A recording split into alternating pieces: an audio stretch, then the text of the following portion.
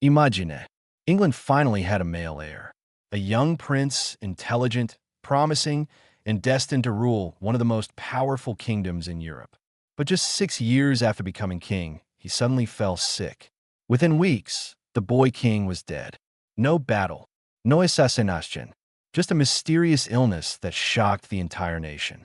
This is the tragic story of Edward VI, the only legitimate son of Henry VIII and the young king whose death changed England forever. For years, Henry VIII desperately wanted a son.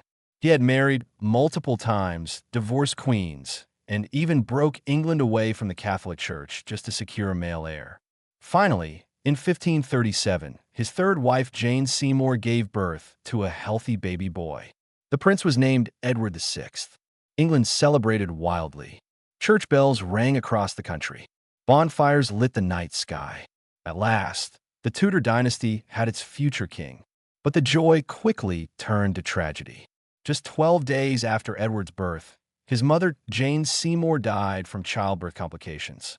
Edward grew up without a mother, but with the heavy expectation of ruling England one day. In 1547, when Henry VIII died, 9-year-old Edward VI became king. He was one of the youngest monarchs in English history. Because he was still a child, powerful advisors ruled in his name. First, his uncle Edward Seymour acted as protector of the kingdom.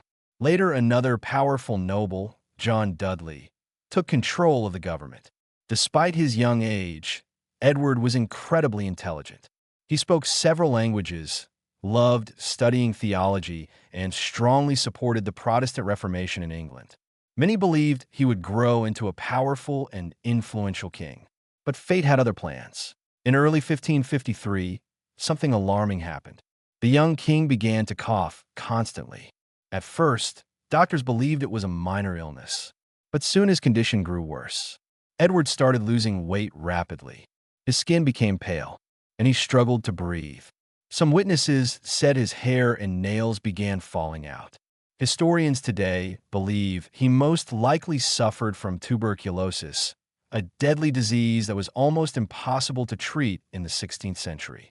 As the illness progressed, it became clear that the king was dying. And suddenly, England faced a terrifying question: who would inherit the throne? The problem was complicated. By law, the throne should pass to Edward's half-sister, Mary I of England. But she was Catholic, while Edward was a passionate Protestant. His advisors feared that if Mary became queen, she would undo all the Protestant reforms.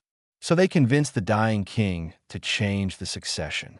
Instead of Mary, the crown would go to Lady Jane Grey, a Protestant noblewoman. It was a risky and controversial decision that would soon plunge England into chaos. On July 6, 1553, at just 15 years old, Edward VI died.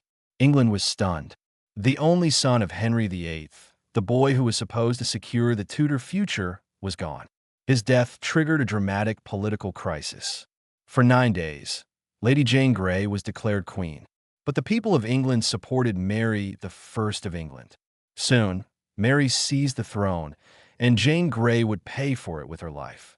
The tragic death of Edward VI changed English history forever. If he had lived longer, England's religious future might have been completely different. Instead, his early death led to political chaos, executions, and the rise of Mary I of England. A boy king, a mysterious illness, and a royal death that shocked an entire nation. History sometimes turns on the life of just one person. And in this case, it was a 15-year-old king.